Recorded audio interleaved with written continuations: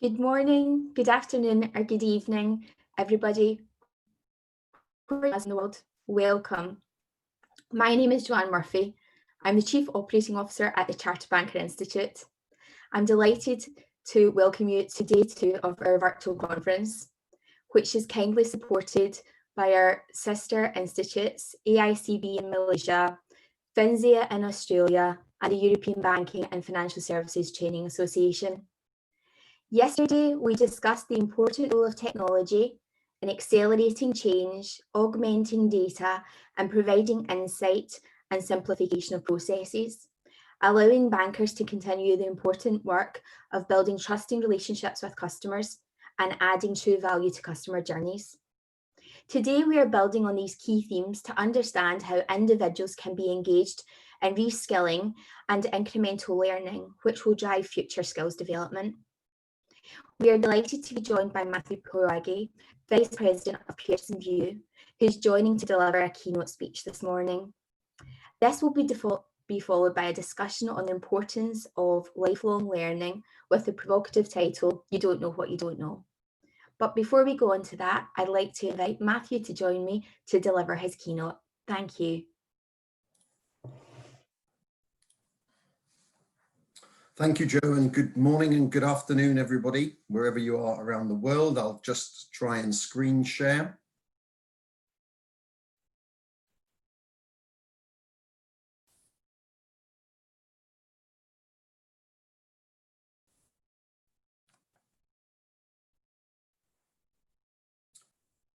So, Jo, Anna, can you see my screen now that I'm sharing? Yep, thank you. Great, thank you. So my name's Matthew Poyiadgi and I work for Pearson VUE as Vice President for Europe, Middle East and Africa. VUE is the professional assessment division of the Pearson Group, and we deliver something like 16 million exams each year for our clients around the world. And these are for people either entering their professions, for admissions to medical or dental school, for licenses to practice, and also to help governments set benchmarks of learning to improve skills standards across various industries. Now, throughout my career, I've been a passionate advocate for lifelong learning. So to help queue up the panel session that's coming up just shortly, for just 10 minutes, I'd like you to be open to thinking completely differently. And I'll use the marshmallow to help set the scene. And you may be familiar with the marshmallow test by Stanford University some years ago, where kids were offered a choice between 1 marshmallow as an immediate reward or 2 marshmallows if they could just wait for a short period of time. And the analogy here that it's about the long term versus the short. And technology and the impact on how we live and work and learn isn't a quick fix for tomorrow only. We are not going back. We have to be in this for the long term. Now, one well-known businessman in the UK said, you have to kill your business. You have to embrace digital transformation and do business totally differently. We look at startups like Uber and Airbnb, and they are disrupting every industry and every job function. And education and learning has lagged behind other industries in moving to a digitally driven outcomes-focused model. Plus, education is a people-intensive sector, which suggests the opportunity for disruption is very strong. And with the onset of the pandemic, of course, education has had no choice but to pick up pace and change. And so people are learning differently. And really, it's not a moment too soon, as there is a strain on the market globally and a shortage for millions of skilled workers. So technology has changed how we digest news, how we communicate and share information, even how we look to find new business and do business online. And it's also introduced a new model for learning because kids today learn differently. They are immersed in the experience of doing. And some say that kids can't focus, but of course they can focus, just not on the way that we try and interact with them. You know, if you've seen how some of these kids concentrate when they play Fortnite or FIFA. And technology by itself is not the disruptor, but not being customer and learner centric is the biggest threat that we face today. The work environment is also changing. If 1.3 billion people were working virtually before the pandemic, just think how many more that is today with so many of us working from home. And we haven't even begun the trend that will go from work from home to work from anywhere, that will give rise to the digital nomad. Companies will have to accept this change in future in order to attract and keep the best talent. But equally, people will have to take responsibility for their skills and staying up to date. So the future of work will include no CVs, no performance reviews, everything mobile, artificial intelligence, and digital work assistants. People are really comfortable now living public lives. They communicate and they collaborate online. And these behaviors are cascading to companies, driving us to make changes to accommodate these. Technologies such as big data, the cloud, AI, robotics, automation are changing how we work and live, and they're forcing us to rethink the jobs that humans should be doing. The important thing about the next generation of workers isn't the fact that they have these new approaches or values of styles of work, but that there are so many of them. They are the largest generation to ever enter the workforce. Now they really get technology, but they will also wait until they find a company that they really want to work for. In other words, we as organizations need to shift from assuming that people need to work for us and they need a job to one where people want to work for us and that they choose to work for us because they like what we stand for. And for the last two, it matters less now where we are, as long as we are essentially connected to the business and online. And in a world where work has no boundaries, language and currency and physical location matter less and less. Knowledge workers do not spend their careers with one company. They change jobs frequently, and with future generations, the likelihood is this will increase. So it's about lifetime employability, not lifetime employment. Work is less permanent and more flexible. Now, some of us have been watching the election since the early hours. And if you look at the US, 20% of American workers are already contingent rather than permanent. That's more than 30 million people. Most of Uber's growth has come from drivers who use their own cars, and 75% of them have other jobs. So what then happens when a job for life becomes a job for a day? At Pearson, we ran a global survey with 11,000 learners, and from their feedback, we're beginning to see disruption in the learning space. University was historically the place to go to get prepared for the professional workforce, but young people are now questioning the model's ability to deliver on that need. The cost, the time frame, and the speed of change don't fit. People are looking for ways to get skills, to find jobs quickly, but without necessarily going deeply into debt. And the traditional model of learning was invented when education would get you your first and your last job. But in our dynamic society, people have lots of careers, and what we learn expires really quickly. So the internet is the new classroom. We have to take learning out to the students, so education will look different. School will escape the classroom. The internet has no walls, and students may attend schools in different countries. Subjects could cross-pollinate. Today, departments are sorted by subject with almost no overlap, but the internet is multidisciplinary by nature. So those divisions could fade. And students could become producers. That sit back and listen style of education has to go. Students will learn by doing and creating and building things. Every student pretty much now has a smartphone in their pocket with an HD camera and the ability to connect with anybody on the planet. So how about assessment? Tests, first of all, have to be current. Learning systems have to be irresistibly engaging for students and teachers. They have to be easy to use and steeped in real-life problem solving. If they're not, students will switch off, especially with their ever-decreasing attention spans and social media's effect of focusing only on that short-term memory.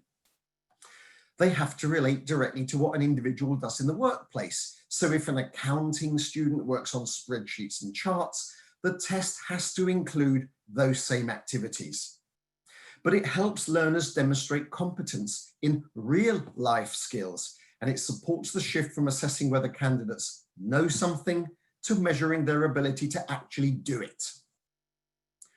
The second is that programs have to offer choice. So as well as new forms of assessment, we have to address the time issue. And we've done that at Pearson with our remotely proctored service called VUE, where candidates can do their tests, their exams at home. But the key here is that students want to learn and test when and where they want as part of an omni-channel offering. And the third piece is that they could be customized. We have to build learning and testing that matches one person, an individual's career needs. And with technologies pervading the workplace, professionals then have to keep reskilling for their next job role or next project. Assessments will match this, so it's likely that two individuals' learning programs are made up of completely separate components. They'll be modular in size and scope, allowing an individual to build credentials based on their unique job roles and aspirations, made up of more nimble digital micro-credentials and badges, nano degrees that demonstrate skills and competency, essentially unbundling qualifications into shorter credentials that stack into a curriculum that suits an individual. And that fits in with lifelong learning, and it counters the shrinking shelf life of skills. But it also better connects education with the workplace. It's valued by employers and their HR departments, and it gives organizations what they're looking for in terms of skills. Now, updating skills and the need for people to own their own skills portfolio is no small issue. This is now making headline news, and this appeared on Sky News just last week, that 90% of people will need new skills by 2030. And we each have to be responsible for owning and updating these. And in my last slide, in a great report from Forrester called The Future of Organizations, they called out that in today's customer-led and disruption-rich market, many organizations are proving to be slow and rigid and culturally tone deaf, and I love that.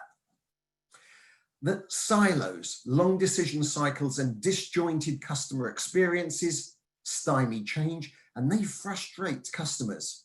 So we need to have our radar on. We need to be customer-led and very quick to market. And one opportunity for learning that stands out here is that companies and their employees will look for currency and relevancy and proof of those skills. That will lead to more demand for ongoing, continuous, lifelong learning and certification. And it gives education the chance to build better ties with industry, with vocational offerings. And micro-learning will be all the rage as people learn in bite-sized pieces. They learn, apply it to their work, and can stay right up to date in their field. Thank you. Thank you so much, Matthew. That was really interesting, and I think there's lots of key takeaways there in such a condensed space of time. So we've all learned from that short piece that you've given. I've got a question in from the audience, if I may ask you. What they've asked is that yesterday we heard a lot about hybrid learning, where there was a balance between working from home and also from classroom learning, so learning on the job and learning in the classroom environment, and that there needs to be a balance following the pandemic and how we deliver some of that, because people still engage and like to engage with people directly.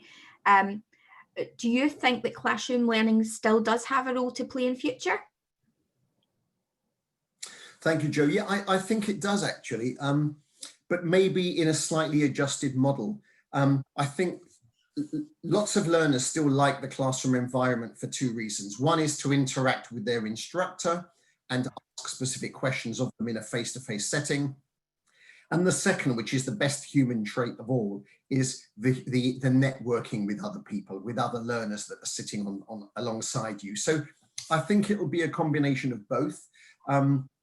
You know, we read a lot these days about the flipped classroom, where people learn on their own and they do that. All study takes place individually, maybe at home, but then you get together into a class to discuss and debate and share ideas. So the classroom may have a slightly adjusted role in future, but I don't see classroom learning disappearing at all anytime soon. Thank you, Matthew.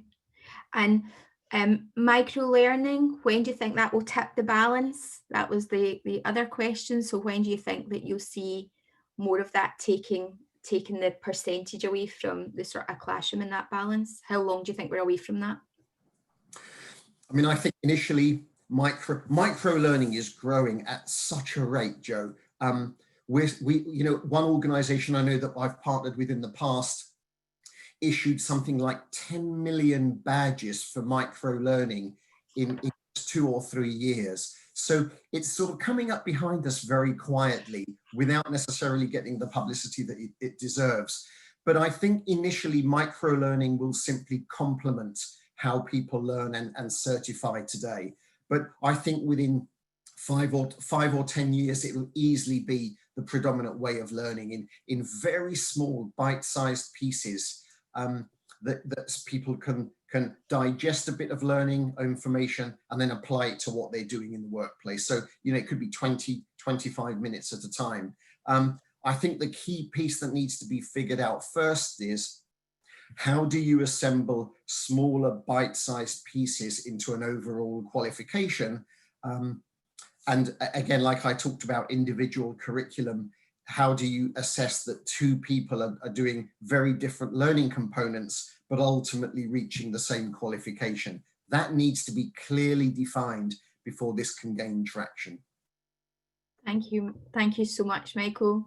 Really conscious of your time this morning as well. Thank you so much for joining us and taking the time out to deliver your keynote to us. Very grateful, and we'll catch up soon. Thank you, Michael. Thank you, Jo. Thank you, Matthew. I'm going off my head. That's fine. Thank you, and enjoy the rest of your day. Thanks. Thank you. Bye-bye. Good morning, Gavin. So I'm delighted to be joined now by Gavin McQuillan, who's Head of Learning Development at NatWest Group. Gavin is taking our panel session this morning. And I'll just hand over to Gavin to introduce his panel, who are going to continue the discussion on lifelong learning, and particularly looking at the title, You Don't Know What You Don't Know. So over to you, Gavin. Thank you. Hi, thanks, Jo, and good morning, good afternoon, good evening to everybody for joining. I know we have slight competition this morning with the US election results, so thanks for pulling yourself away and hopefully getting a slightly more sensible debate this morning than perhaps on other news channels. So the great presentation there from Matthew around some really thought-provoking stuff, and for me as being a learning professional, it's a really exciting time to be in the industry with some really phenomenal challenges. So great for me to host this panel and host this panel with such esteemed colleagues from across learning in the financial services industry. So I'm Gavin McQuillan, I'm Head of Learning for NatWest Group. I'm delighted to be joined by Richard Clayton, who's Head of Group Learning for the Lloyds Banking Group, Alison Redpath, who's Head of UK Learning for HSBC, and to Francis Lake, who has a slightly different title, but Head of Organisational Development for Virgin Money. So fantastic quality panel of I think really esteemed learning professionals today, but people who I think can give us a real practical insight into taking a lot of what Matthew says, making sense of it and thinking about what's really going to help us, drive forward into such an exciting but challenging time when it comes to creating that culture of lifelong learning. So perhaps, Alison, I'll maybe come to you first. If we think about a culture of lifelong learning or continuous learning, what does that kind of mean to you? Because it's a long, lovely title and there's lots of academic stuff out there, but actually practically, what does that kind of mean to you? Yeah, and Gavin, thank you, and thanks for the opportunity to be here. And where do we start? I think lifelong learning is an opportunity to thrive. This world is rapidly changing, and in order for individuals and organisations to continually thrive in this organisation, they need to continually learn. I think that'd be my opening gambit for that. Would like to reach out to the panels, and then maybe we can keep going on this conversation. I wouldn't mind just building upon that. I think you're absolutely right, Alison. I think not to bring doom and gloom to it, I don't think it's just about how organisations and individuals thrive. I think it's also key to their survival. There are two stats that really stand out for me that the World Economic Forum recently published. And that's firstly that more than a third of the skills that we've got in the financial services marketplace currently won't exist in the next 3-5 years. And equally, a more startling fact that 2/3 of our own children who joined schools in 2016 actually, by the time they enter the world of work, they'll be doing jobs that just don't exist today. So I think the world of work is changing so quickly, we have no choice, but both personally to embrace lifelong learning, because that's about our future currency, but also organisationally, if we want to thrive and survive, to do the same. So apologies, don't mean to bring it down, but there is a burning platform. Yeah, no, great. Thanks, Richard. Francis, any opening thoughts from you? Yeah, I guess it struck me that the phrase is quite interesting, right? So culture is the first thing. So, and certainly the way I define culture is the sum of all of our behaviours. So if we really want to create a culture, you need to pay attention to kind of behaviours, and a lot of that actually sits outside learning. There's then an aspect, the word of lifelong is also really interesting. We're not talking about career long or job long. So if it's about life, that's about you as an individual and much broader than just the job you do now or the next job or even the job after that. And then even learning, I think, is really interesting. So there was a time when it was all training departments, right? And in school there are teachers and so on. Learning is something I do, whereas teaching is something that people do unto me. So I think that whole thing, if you kind of put it all together, there's a thing that is right about how we learn forever and keep on refreshing. But if it's to be a cultural thing, there's absolutely something communal in that and about our kind of wider behaviours. And that then kind of gets into, I think it's much wider than any learning department or learning function or professional body can do on its own. So yeah, slightly different take, I guess. No, great, Francis, really interesting. And we talk about that cultural piece, and as you say, I think as learning professionals and in the financial services industry, we've always had to and are very guilty of probably doing a lot to people, as you say. So whether that's the regulations that they need to understand or, all the rules and processes that we need to do. I guess, out to the panel, where do you kind of see that shift, and how do we help people make that shift from, as Francis said, something that is done to you to something that you do? I'll just open that out to anybody. Yeah, so go, Richard. No, after you. So I think that first point, Gavin, that you make is really pertinent. Financial organisations have naturally had a balance of risk versus that growth. And naturally in the past, I think we have kept that risk balance too high, and in that we've pushed so much learning to our individuals. We've stifled their ability to want to learn. There's only so much time in a day, we can't create any more time, but actually by creating this natural telling of what learning you need to do, I think we've hampered that entrepreneurial, that curiosity, and that's a piece that as organisations we need to release, we need to consider. So as much as it's down to the individual learners, we've got a lot to do ourselves within the organisation to help that and help drive that. And I think, yeah, just to build upon that, which is a brilliant point, I think we need to ensure that learning is recognised and integrated into the organisational strategic success. I think, it also needs to be integrated into the group's narrative, top down, but equally bottom up, to get people excited, because it's not just a challenge, it's equally an opportunity. It's about where could they go, yeah, and that builds upon Francis's point.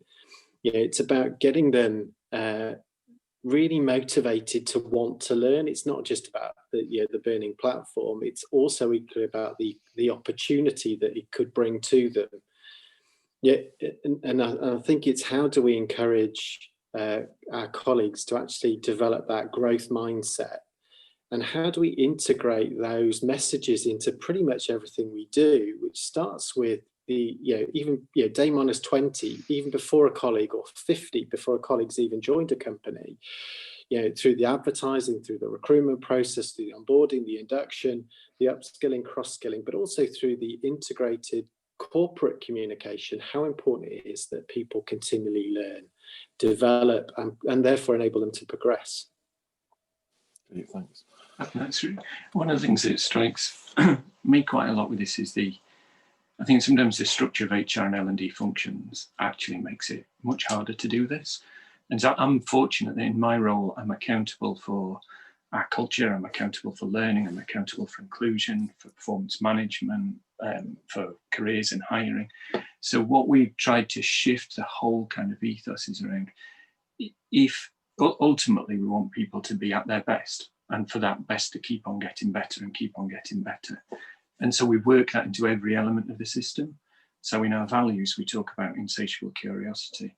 In our performance approach, we've moved away from annual, it's much more frequent than that, but we ask people to set short-term personal goals, because we know that hell of an annual performance process and a PDP, that it's just a hurdle and it doesn't make, so we've kind of cut away from that too. And we talk about comparisons with things like couch to 5K, so incremental improvements. How can you apply that kind of thing in life? Even to things like we talk about, so there's this kind of perverse thing where if somebody applies for a job internally, that is probably the most thorough conversation they would have about their skills and capabilities. And an assessment is made about their skills and capabilities. And how often does that turn into a discussion about development? And it's kind of very rare, because in the way we structure ourselves is resourcing's over here and learning's over here. So it's very hard to kind of capture those points. So what we really try and do is create this sort of mutually reinforcing circle where in every activity is concentrating on performance, concentrating on improvement, and effectively on learning. And that means, what that means is, I guess, it's rather than having, almost like learning, performance, careers, all competing for kind of share of voice and share of mind, you're all pushing towards the same goal. And that's been creating some really good shifts, actually. So it's just a slightly different take, I guess. Yeah. So Francis, what you're almost describing there is a kind of connected system that says, actually, the creation of this culture isn't just one person's responsibility, it's everybody's responsibility, and everybody plays their part in that. I'd love just to do a follow-up question with you. You talked a lot, and Alison talked about it about the word curiosity. So how would you share anything with the group around how you have started to try and help build that curiosity and move away from maybe a culture where people are waiting for something to happen to a culture where they're going to look for something to happen? Anything that you've done in Virgin Money that's just started to kind of change that culture? Yeah, and there's quite there's quite a cool thing that we're doing at the moment, and I'm sort of smiling because the plan was quite different before March, and then it's changed an awful lot. But what we did an amount of work to try and identify kind of 5 big capabilities that we think people need in the future in order to essentially stay relevant, stay employable. And then what we've created is a program where every 2 weeks within intact teams, there's a conversation about, so it's kind of like, the way I think of it is it's like one sort of learning point in the conversation then the team talk about it and talk about their application, and then they agree what they're going to try and do. So they go away, try something, and a week later they have a discussion about what did they do, what didn't they do. And some of the things that are really interesting are in those reflection discussions, it prompts all of those feelings like you had at school of, you know, being embarrassed if you've not done your homework, but it's peer driven. So it's like fessing up to your friends that you've not done what you're supposed to. So it creates a really nice sort of set of pressure. And essentially from the learning area, the input is quite small, and then the exploration all comes from them in their context and so on. And it was kind of starting from a point of recognizing the initial, if we give them the initial nudge, they'll go and do a lot more. And the one thing we found in the pandemic, actually, it's been brilliant, because originally we were wrestling with how do you do that if the team's across 2 or 3 locations, someone's dialing in, because now that's all been leveled out. So all of those discussions look just like this. So when you've got those feelings of not having done your homework, it feels like everyone's looking at you. So it's even kind of mutually supportive. Again, it's going great, actually, far better than we could have hoped for, to be honest. Brilliant. Richard, Alison, anything on curiosity and that you guys are focused on? Yeah, similar in HSBC about identifying sort of key behaviours and then the skills underpinning those behaviours, and curiosity is certainly at the top of that agenda, and very much like you, Francis, it's trying to encourage that curiosity. So we're doing things exactly like you, encouraging people to do micro tries around curiosity, really simple things such as why don't you just go and sit in a different room when you're on your calls all day, and when you're there, just look around you and see something different, and then let's come back and talk about it. And it's just piquing people's curiosity.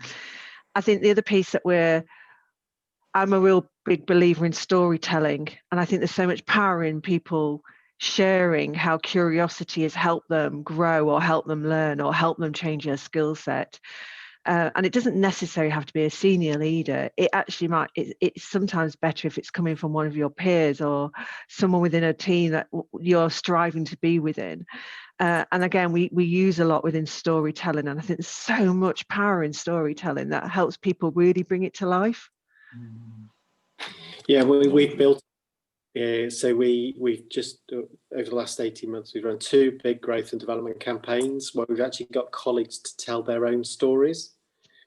Yeah, and they've been quite moving, if I'm honest. Yeah. There's a real connection there in terms of, some of the backgrounds that people have come from, some of the life experiences that they have or haven't had, and actually what they've done to really drive their own career as a result of the learning that they've undertaken. It's been quite emotional, and I think it's created some real connections with our colleagues right across the group, and actually encourage them to actually want to learn themselves because they've seen where it's taken others go. Yeah, if that makes sense. Yeah. And I think we've seen in the unfortunate circumstances we are within COVID, certainly as organisations, we've had to adapt and change, where we've naturally had to shift employees, which we've never done before because we kind of kept within our own silos, because there's a need for the customer to have more online interaction or telephone interaction rather than face-to-face interaction. We've had to shift our employees to support that. We've naturally started to multi-skill and upskill people, and we've done it really quickly and really well. And actually, that's a good news story for us. It's like, look, you've already enhanced your skill set in the last 6-7 months of the COVID period. Take some positives from some of the negatives that we're seeing at the moment, and let's learn from that and keep building on that. It's really interesting, Alison. See, I don't know if the same is true of you, but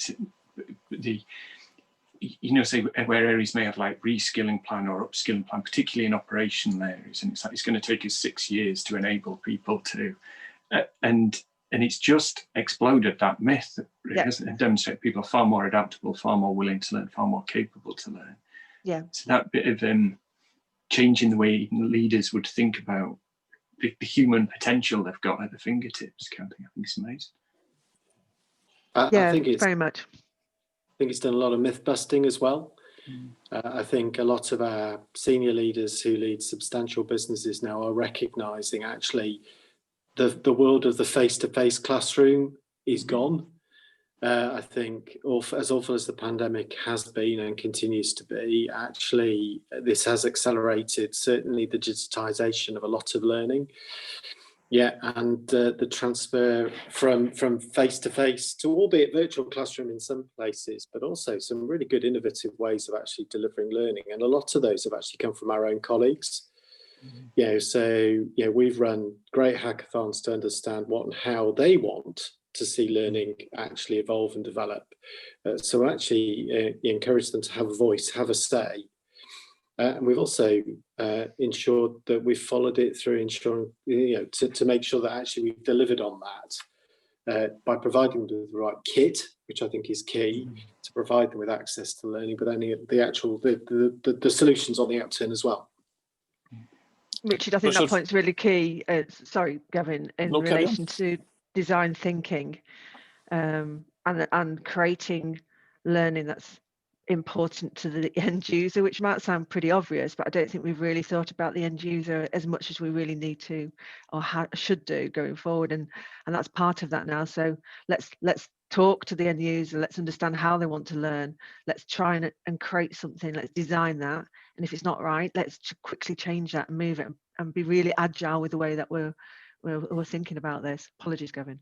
No, I think, Alison, you make some great points. I think for me, the two words that kind of resonate are relevance and engagement. So it has to be relevant. And I think, Matthew talked about it in his presentation, where people are getting hit by so many different things now that actually, you've got to be motivated to learn. And part of that motivation, I think, is relevance. And then the second part, and that's what you talked about there around that design thinking piece, is it's got to be engaging.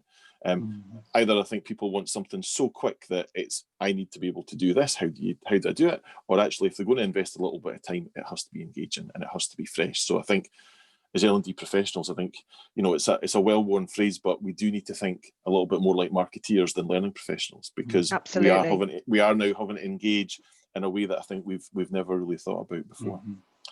Richard and Francis, you both mentioned leaders and leadership. Richard, maybe come to you first, but we'd love to hear all of your views around if we're looking to create this culture and this connected kind of ecosystem, if again, put words in Francis's mouth, but what role do you see leaders playing in that? And, what kind of successes or ideas have you got to share with the group around the leadership and engaging leaders in this? Maybe come to you first, Richard, if that's right. So I think two key points to kick off the conversation around leadership. I think leaders are crucial. Certainly in terms of helping to drive and build the right learning culture and a culture of lifelong learning. So I think they need to, firstly, and we've done a lot of work with our leaders about how they visibly demonstrate and encourage active learning. And I use the word visibly demonstrate because I think they need to role model it. They don't just need to talk the talk, they need to walk the walk. So what learning are they doing? We've done a great piece of work to get them to visibly share the learning that they've done. And then in addition to that, provide visible advocacy and sponsorship for the learning across their respective teams. And then the second piece is actually about ensuring that they don't just recognise colleagues for the performance that they do or the tenure that they've had within the organisation. They apply equal importance to the development that somebody has undertaken as well. And that's been reinforced through a similar process that Francis has gone through in terms of transforming the performance management methodology. We also have a Your Best performance management methodology that focuses on actually having the right and equal conversations around purpose and development. In addition to that, the challenge that we expect our leaders to make when they're in one-to-ones with their respective team members around what learning are they planning to undertake, but actually in how they're looking to support others within the team. So we're also looking for our leaders to quite subtly shift the conversation to, and actually, as a colleague, what are you going to do to support the development of others in our team? So it becomes more embracing and more encompassing. In addition to that, we've just launched a new leadership accelerator for new to role leaders, which takes a leader from a novice to a delivering practitioner in a time-bound period. And also our leadership academy, we've just refreshed.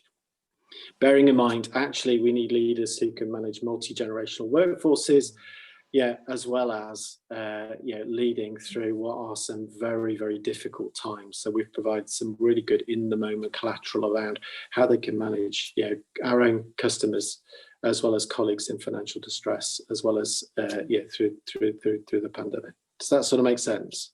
Yeah, no, it does. It does. Yeah. And there's loads in there that really resonates, Richard.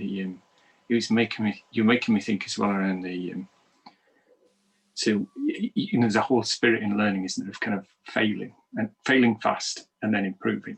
Yep. And there's a bit of one of the things I think loads of our leaders have kind of grown up in that time when failure was failure and you were gone kind of thing. And so they're quite programmed in a way they're almost like deeply programmed to not encourage experimentation. Yeah. And literally this week, kind of doing a leadership session, and leader talks in one of our business units, talking to a great swathe of people and talking about need for more experimentation, need to fail fast and so on. But then went on to say basically the things I've just said around, because I remember an example of so-and-so who they tried something, it didn't work out, and then they were gone the next day. So what they actually did was plant fear in people's brains by being scared about experimentation rather than encouraging it. So I think for leaders, there's this bit of them actually getting a bit like you were saying, Richard, you need to walk the talk, actually reinforce the positive behaviour rather than actually give an example of bad behaviour. I think that's a really stark one. And then one other thing that strikes me, my organisation is much smaller than all of you three. What that allows me to do is I can have more individual conversations. So there's more things where you can kind of get into conversation with, senior leader in their 40s and 50s as a person. I was like, and then get into, so what are the things they're wrestling with and what are the things they're struggling with? And it's quite neat. I've thought a lot of times about, I used to work with Richard in Lloyd's. I don't know how you could scale that to Lloyd's. And it's more opportunistic. It's more, it's something that's more in the moment. But I think that bit of it, being able to tap into leaders as a human being rather than the kind of front they quite often put on is really constructive. And I think you're right. One of the other angles to that is actually, how do you get leaders to demonstrate vulnerability? Yeah.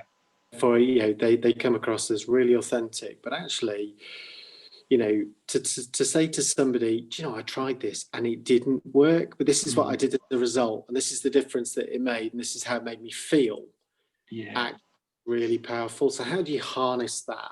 I think your point is brilliant, Francis. So, this is what we're trying to really encourage leaders to do. It's that visible sponsorship. It's being more open, authentic, sharing their vulnerabilities, successes as well as things that they've learned, and positively as a result of doing differently.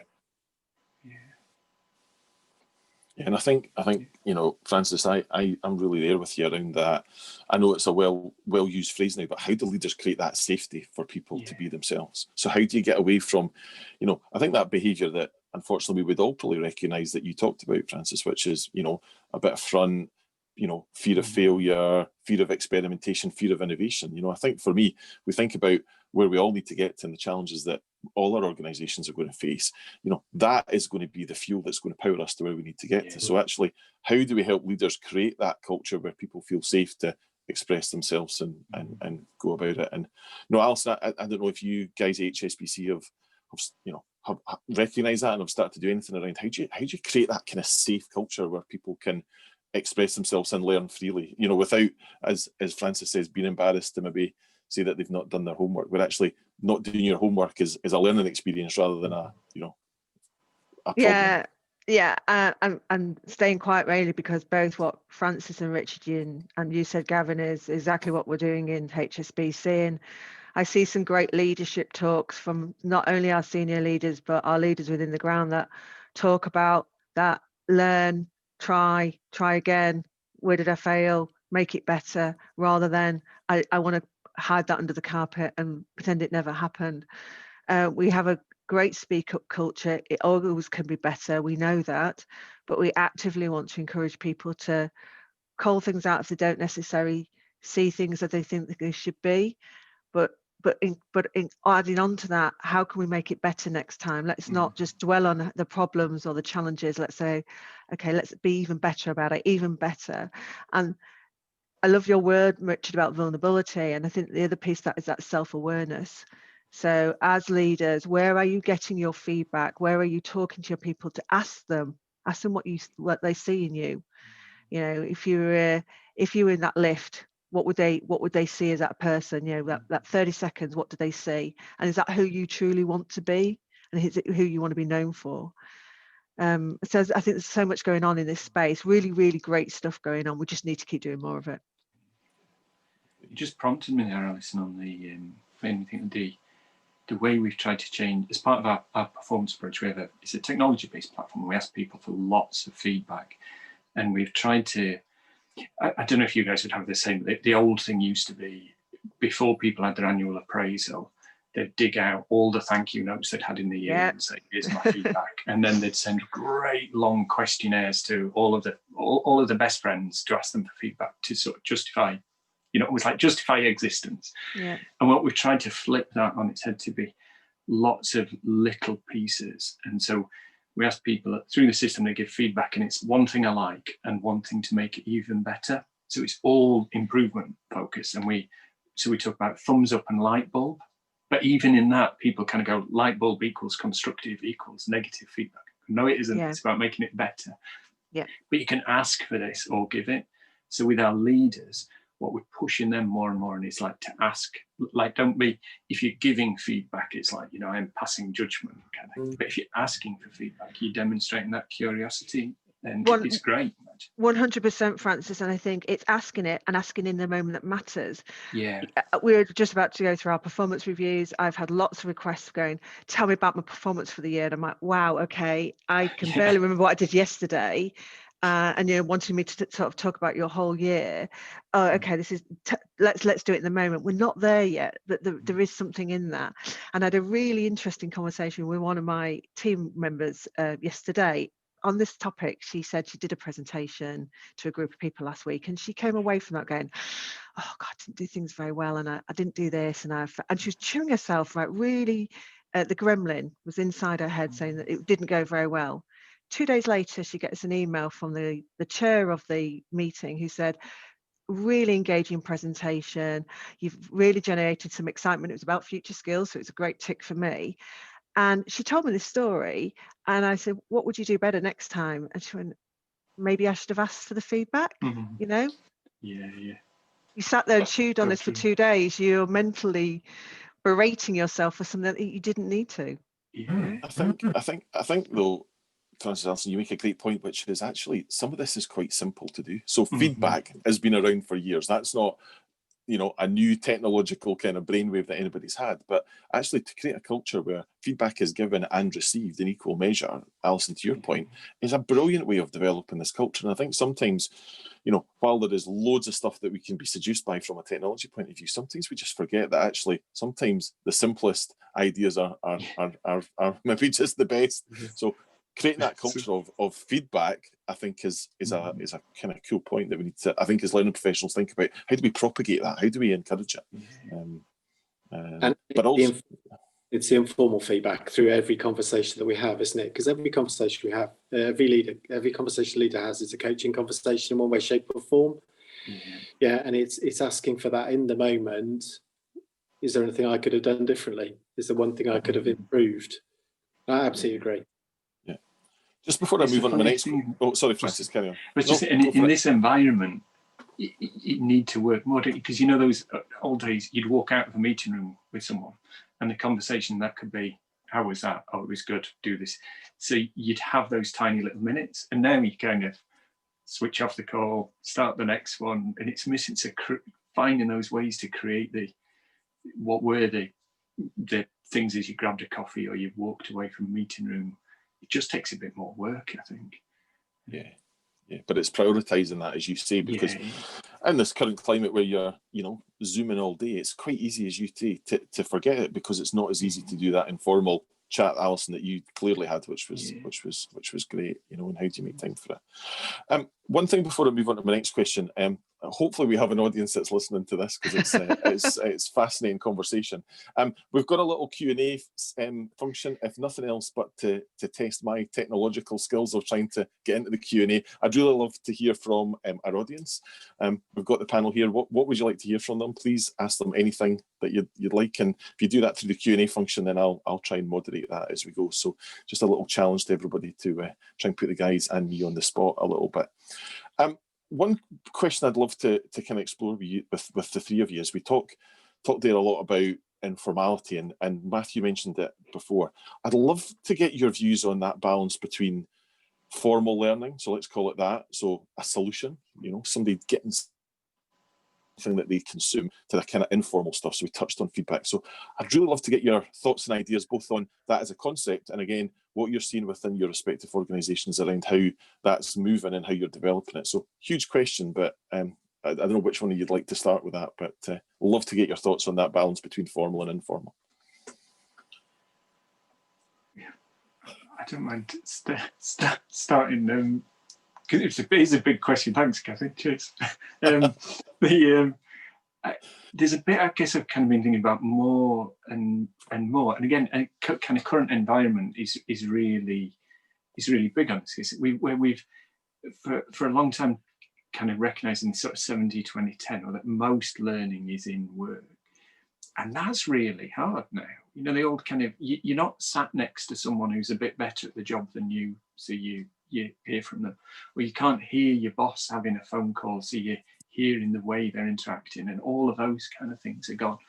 But I think that's something we're really trying to wrestle with at the moment. How do we create more of that informal learning? And then one of the things we talk about is how do you become the most human digital bank? And that kind of view, over the next few years, I guess digitization and automation should take lots of kind of customer interaction, lots of process, and take that out.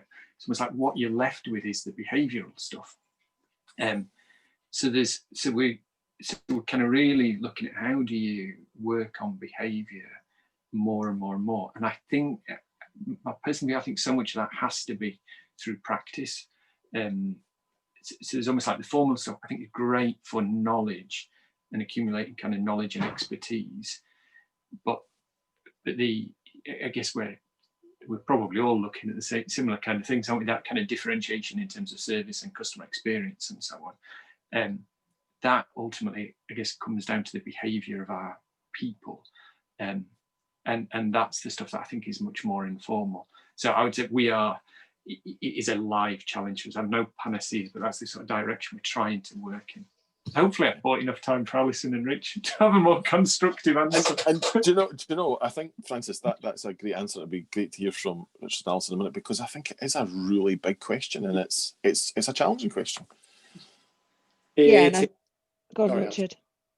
I think it's a real challenge. One of the things that we have done, so around some of the key skills that we need to grow across the organisation around cloud and engineering, which I'm sure are common across you guys as well, is communities of practice. So we have endeavoured to put the right infrastructure in place and the right core curriculum. But then what we are proactively doing is encouraging people within the community of practice to actually start sharing their own experiences, encouraging them to collaborate more with each other, and share their views of what worked well, what didn't work well, what learning would they recommend to others to start with or to finish with. And that seems to be working quite well. If anything, I'd say that's picking up more pace and momentum than what we're also doing in terms of really leveraging the IT architecture that we've got to start recommending learning that people can do in their own time. So, one of the things that I would recommend is actually think quite carefully thematically about the core skills that you really do want to build, and where you can create that environment, but also the enthusiasm. What we've done is we've harnessed the enthusiasm of, you know, probably half a dozen really keen people to get the conversations going, and that seems to be having really good traction at the moment. Because Francis is right, you're not sat next to Nellie and Banbury in the branch, or you're not sat to somebody in one of the head office, sat next to one of the head office, somebody in the head office function that you can just turn to and say, how'd you do that? The other thing that we are looking to do is really harness our collaboration tools that we have out there at the moment. Yeah, so that's sort of where we are. Golly, it's a really difficult subject, but hopefully that helps. No, it does. Yeah. And I think, Richard, what you've talked about there is how do you use the technology to kind of encourage it, but not to be the main focus of it. So, yeah, interesting. Alison? Yeah, and I think technology plays a massive part in this. It's certainly the investment HSBC are putting into learning and development to create that. I guess it's, for me, it's trying to create that Netflix feel to it, which is tell me about the learnings that I might be interested in. And that external partnership, I think, is key, Richard, where we're curating, not creating. We always like to create lots of nice new sexy things, because that's a great thing to do. Actually, you don't need to do that anymore. You tap a Google, you'll probably find what you're looking for. So how can you work with external partners like LinkedIn Learning, Get Abstract, etc., that will help pull in so much of this rich information we have all around this world that's going on, and actually bring it to the fingertips of people in the moment that matters, and that is relevant for them as an individual. And that community thing is, it's so key, Richard, because that's where you gain. Actually, if I see that Richard Clayton's looking at that, do you know what? I think I'll go and have a look at that. Well, because that's probably really important for me, and it's driving that. It's driving that passion, isn't it? That passion to learn and continually learn. I've got a question for you guys. Is that allowed? I don't know. There's a piece in me that says.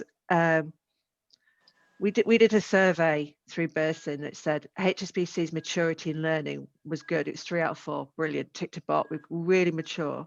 But actually what our customers told us, specifically in the UK, was our net promoter score was -29, -29. Okay, not a great place to be. And tell me why. Well, one of the things we talked about earlier, which was you're pushing too much learning at us. You're telling us to do all of this learning, and we don't have time to do any of those. But actually, the other point is, what's in it for me? And that was a big thing. And I think future skills and how we articulated it, and Richard, what you said right at the beginning, which is in order to survive, we have to thrive and learn new skills. But actually, there's more to that. So how can we create it that people see something positive in it? And I think Matthew picked on it. He talked about micro credentials.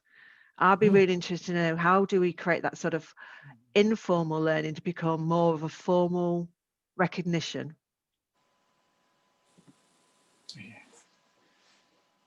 So that's a big question. I think on the volume, first of all, Alison, I think you're right. I think we're all guilty of that. I think you're right. You said there, we're so focused sometimes on creating rather than outcomes. And actually, as learning professionals, how do you kind of move away with that? Because, and you know, probably a question I was going to ask you guys later on, but we'll come back to it, which was, you know, if you think about our measures of success as L&D professionals, it's all driven on volume a lot of the time. And historically, how many people did this? How many people did that? How many, you know, what's the next big thing? We're actually sometimes, you know, less is more. And I know it's an overused phrase, but I think it is. So I think we've all probably been guilty of propagating that kind of too much culture, and I think now we need to really focus on, I think, relevance and personalization for me. That's Gavin, I think you're absolutely right. That's that what's the end performance to either us as the organization, the individual? How is it growing this organization? How is it transforming this organization? Or how is it transforming that person, rather than, well, I put 1,000 people through this, I've ticked the box. So what, you know? And then I think the other thing, and I guess, you know, we're really clear on it across NatWest now, is how do you get people to, I think what we focused on is, in the past, we focused on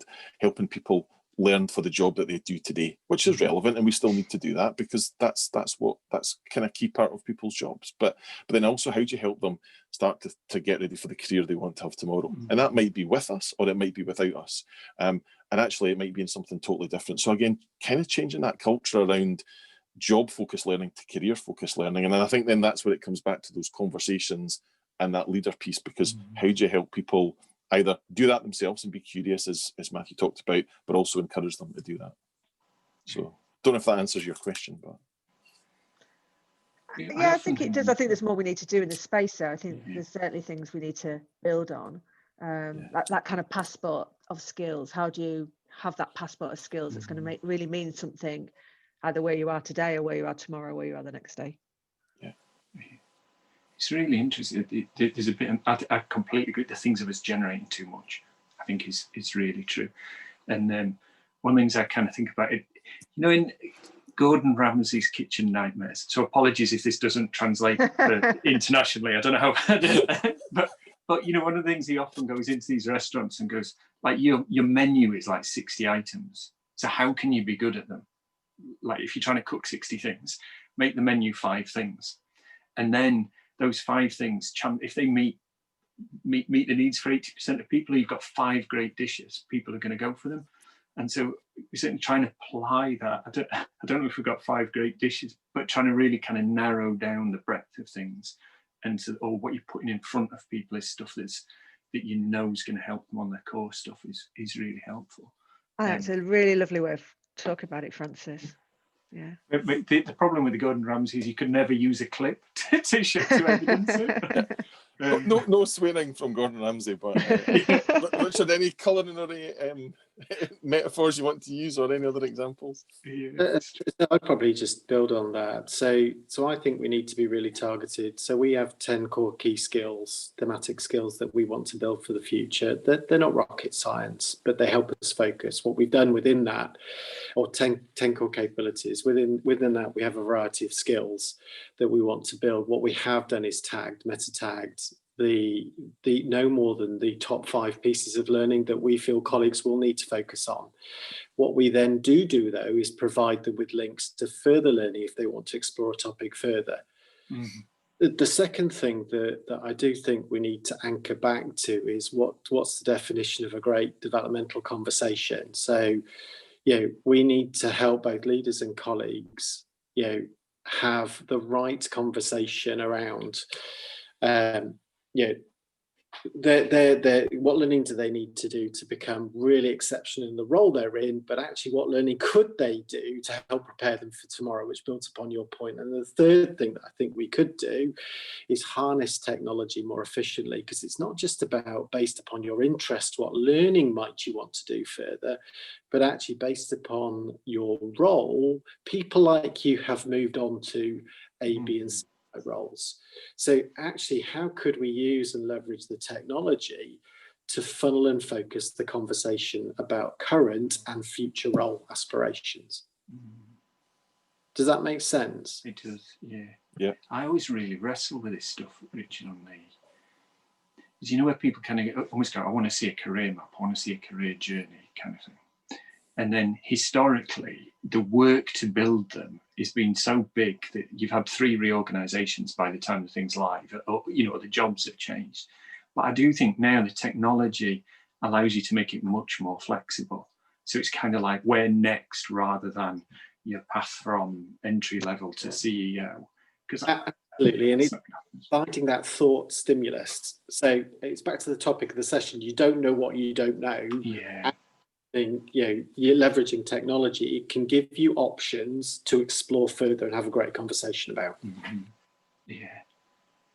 Listen, we've got a question in from our audience, which is great. So we've got more than nobody listening, which is brilliant. So that's got to be positive. So this question is coming from Irene Grant. So Irene, thanks for the question this morning. So Irene's question is: I'd like to probe Francis's comment about what you do to help younger, more inexperienced colleagues learn without that informal opportunities. And we've all had chats after the meetings, overhearing bosses' conversations, all that kind of stuff.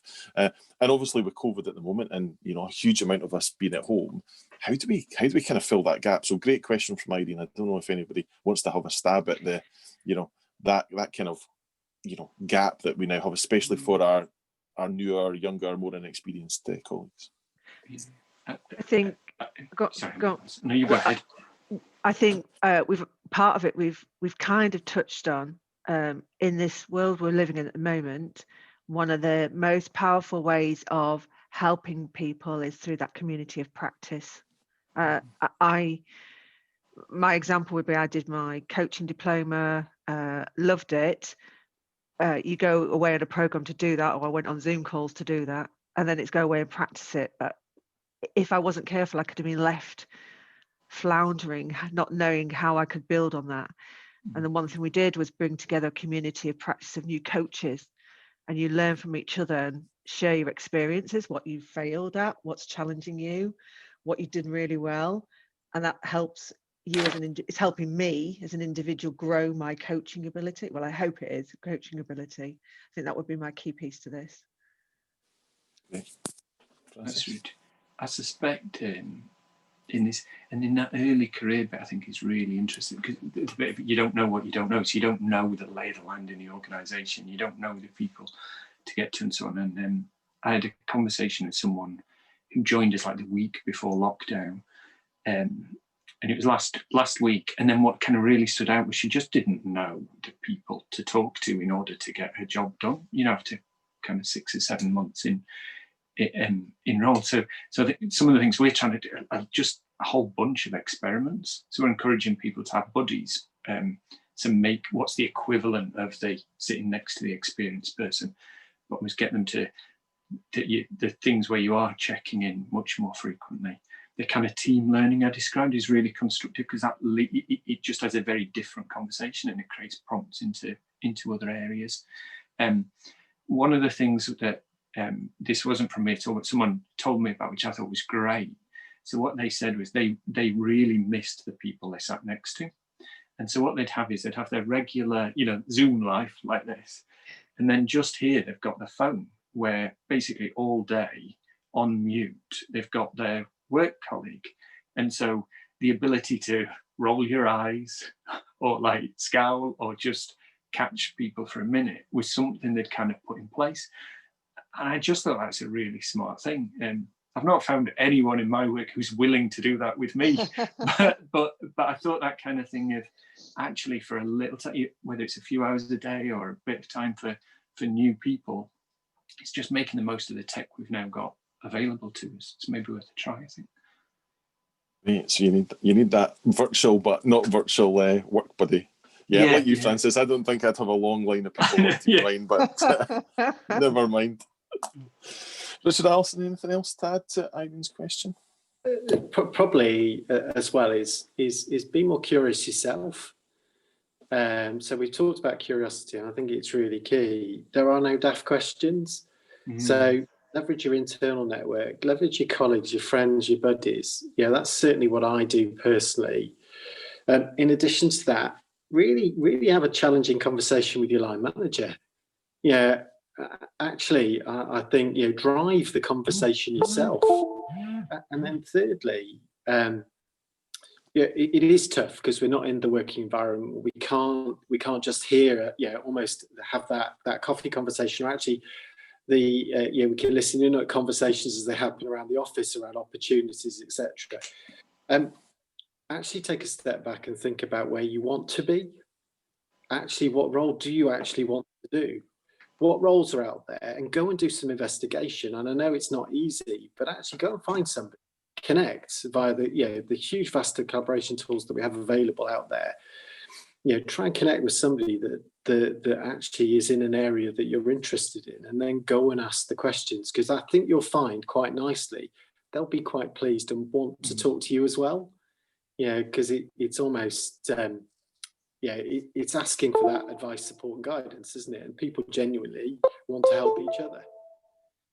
And mentoring. So mentoring isn't just there for your highest talent. It's for anybody. If you want to find somebody that you want to support and you need support, then most companies have great mentor platforms that you can go and find somebody to guide you to start with. Think about the area that you're interested in exploring further, and go and find somebody in that area that's going to act as a pseudo mentor. One, it'll help you raise your awareness of what it's like to do that role. Secondly, actually, they may be able to help you grease the wheels as and when an opportunity comes over the horizon. But thirdly, they can actually help you steer you in terms of what learning you may want to build or need to put in place to actually make that move. But I think it's a great question, Irene, because I think, you know, with the current situation we're in, it's just really, really, really front of mind for us all. And I think as learning professionals, it's what can we do to support that, but we can't totally solve it, because I think it's, Francis, to your point, it's about that team culture, it's about leadership as well, around how do they look after and embrace these people, you know, that are around. We've got about 15 minutes left. I guess 2 questions in one for me then, which would be, so who's great at doing this? So if we think about creating this culture of lifelong learning, who is kind of learning organisations out there, or you know, organisations that you've kind of looked at, do you think is starting to get this right? I think it's a big journey for a lot of organisations. And then secondly, a little bit closer to home, what have you guys done in your organisations to kind of really propagate the culture? I know we've talked a little bit about that, but maybe if you were given, you know, a little bit of advice to people listening in today, you know, what best practice would you share? So 2 questions. 1, who's doing this really well, and who could we take some inspiration for, and why? And secondly, what are you doing closer to home? And I'll answer that question as well. So I'll answer my own question in a minute, but I'll let you guys go first. I can certainly start with what we've done, if it would help, or what we're in the process of doing, because it's a work in progress. You'll never actually get there. So we're doing 8 things. Firstly, and then I think these are the drivers across Lloyds to create the learning culture that we want. Firstly, we're ensuring that learning is recognised as a core component of our organisation's success, strategic success, and it's integrated into the narrative at all levels. Secondly, we're proactively encouraging colleagues to apply growth mindset. And we are trying to subliminally weave that into everything that we do. Yeah, so I mentioned it earlier, advertising, in the adverts that we put out, working day -20 through to the recruitment, the onboarding, the induction, but also the corporate messaging that we're looking to push out across the organisation. Thirdly, colleague performance and development, we are endeavouring to treat with equal importance. Yeah, and check-ins, time is allocated to have a great conversation about both. It's about purpose, but equally it's about development and how they're also helping the development of others. And then fourthly, we're trying to empower colleagues to learn. Not just in the current role, we're visibly using the language of permission to proactively promote them learning for now, but also go out and be curious. What roles do you want to progress into in the future, and actually what learning therefore do you need to do to enable that to happen? And then fifthly, and this is a really important one for us, that we do get our leaders to demonstrate, encourage active learning, providing visible advocacy, sponsorship, vulnerability, but back to Francis's point, in a really positive way. And then sixthly, colleagues are recognised for the learning they do. It's really important that we call our people out, and it's not just the leaders calling the people out for the learning they do, it's their peers that I think has an even greater value. So what mechanisms can we put in place to help peer-to-peer recognition for learning? And we do that through Valued, we do it through digital cards saying well done, or equally a colleague can actually recommend somebody for a reward. And then seventhly, we are looking to give our colleagues the right environment, provide them with the right environment, the right equipment and technology to learn it, enabling us therefore better enable us to integrate learning to the workflow. And then lastly, where we can, we are looking to provide colleagues with their personalised learner experience through better diagnostics that tailor programmes that are more relevant and appropriate for them, but also provide them with choice. And I think choice is a really important word around what, how, and when they learn at point and speed of need. So they're the they may or may not be right, but they're certainly the 8 priorities that we're focusing on to build the learning culture and lifelong learning across Lloyds currently. For HSBC, a lot of what Richard has said is echoed within HSBC. I think the key 3 things for me to create that modern learning, allowing people to learn, is the massive investment we're doing around the technology to allow you to learn any place, anytime, anywhere, on your mobile, in the moment that matters for you. I think there's that piece we've referenced a couple of times where we need to reduce the burden of pushing the learning to the learner, let them learn what they want to learn. And there's a balance there, absolute balance that we need to recognise within our risk agenda as well. But keeping that aside, we need to now enable the learner to want to learn. And I think it's working with those external partners as well. So when I look at your other question, Gavin, around other companies that I would look at, I think there's a couple. I think Matthew mentioned Uber earlier, Airbnb. They are agile in their way of learning. They're adapting their thinking using technology. And I think the only other one would be Disney, because they really focus on the customer. They focus on the end customer. And when they're creating something, they've always got that end customer in mind, not just the internal employee. Brilliant. That's the external. I love that to kind of think about Disney. And there's one I was thinking about around Pixar, and the Pixar story. I think is quite amazing how they created films and then kind of learned and then really examined the way they did them. And it's yeah, just a fascinating kind of sustaining creativity over such a long period. It's closer to home in other companies. We went to see a bank called Volksbank in the Netherlands, who were really interesting because they pretty much everything they do is in Dutch. Even if you go onto their website to look, and it's like one page in English which says, "We are a Dutch bank serving Dutch customers in Dutch," and then the next paragraph is that in Dutch. So it's quite hard to find out, but we managed to go and visit them, and they've just been really progressive in really trying to do things very differently. So they took cash out of their branches quite a long time ago. That's then allowed them to do things very, very differently, because if you remove cash from your stores, the risk in your stores just plummets, right? So it's allowed them to do things really differently. They're great. I think in terms of some of the things we've been trying to do internally, so as part of our performance approach, we have what we call a quarterly check-in. We can describe it as a bit like a pit stop. But the first thing in all of those is always a discussion about well-being. And there were 2 drivers for that. So one was, it was around the kind of time of sort of mental health becoming bigger and bigger, and the aim to get people comfortable talking about mental health.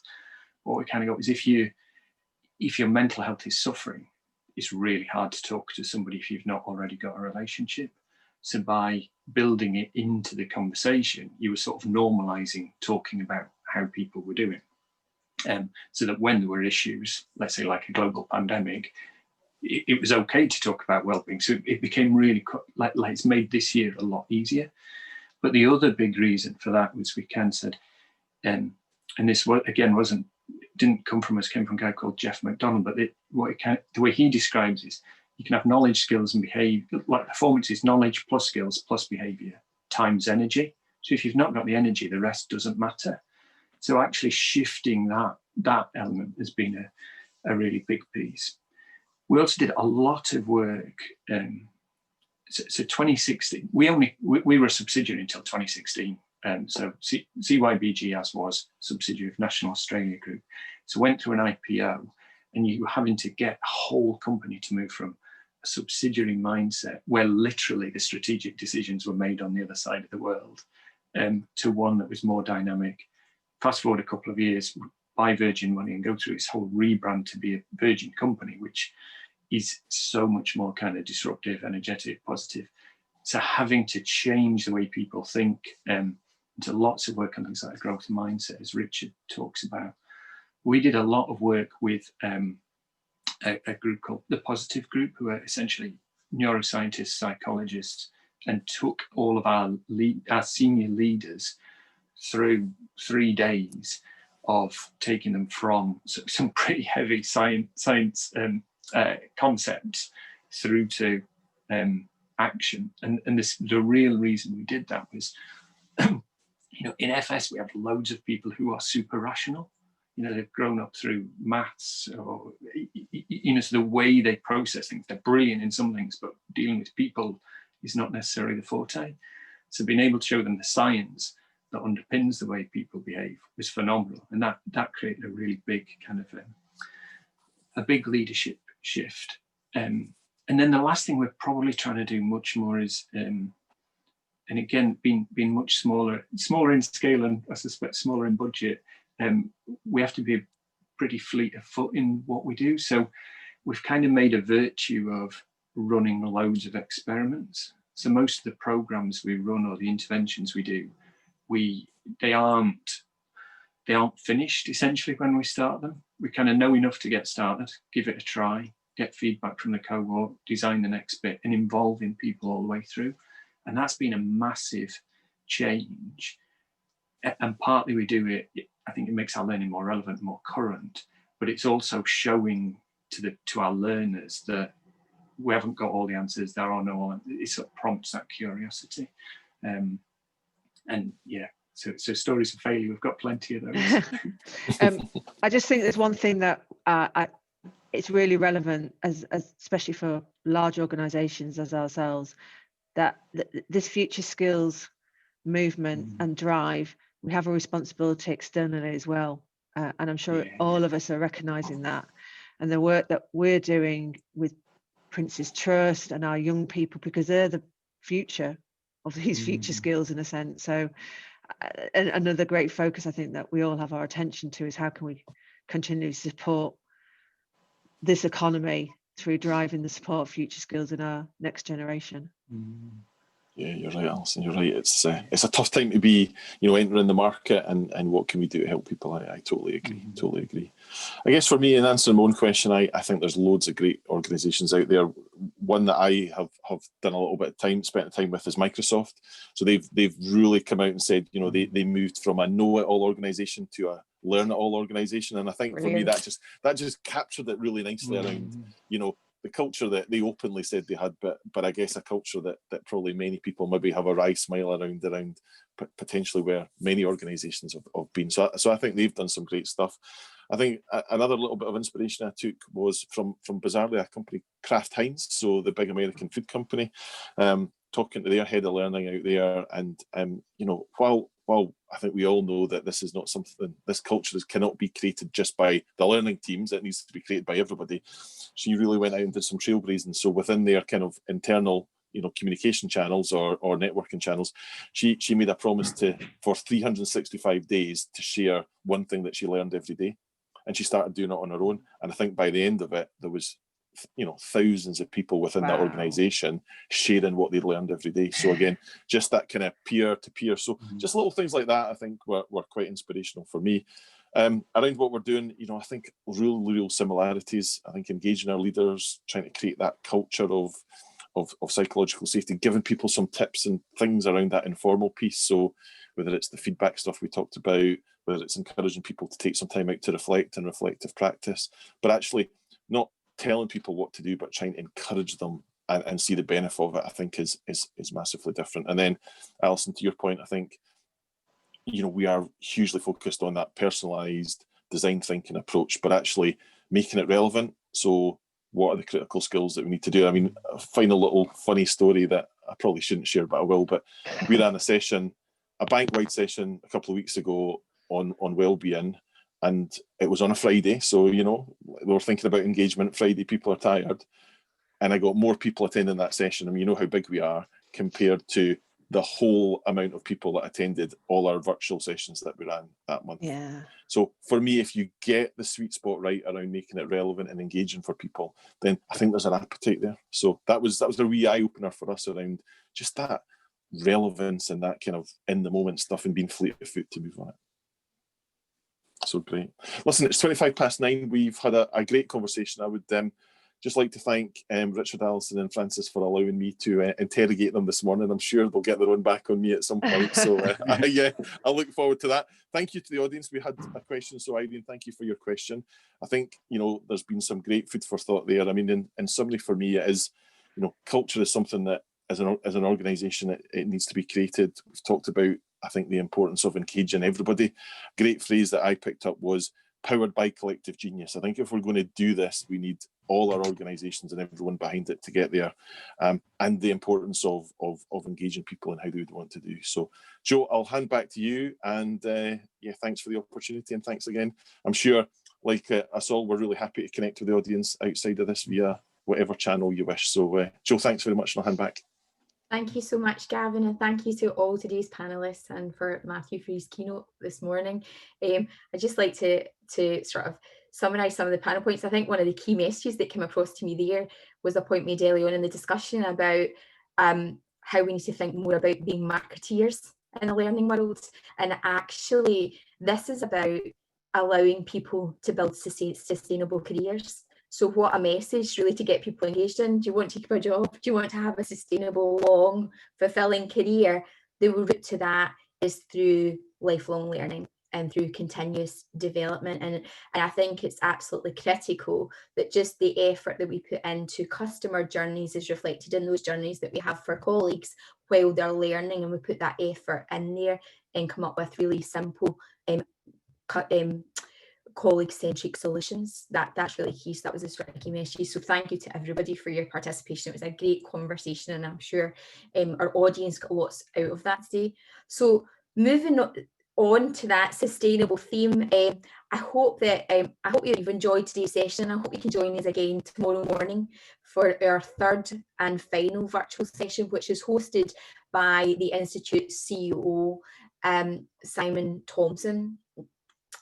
Simon will be joined by Fiona Stewart from the World Bank, who will be providing the keynote speech, and this will be followed by Simon chairing the panel session on why green and sustainable finance is the future of finance.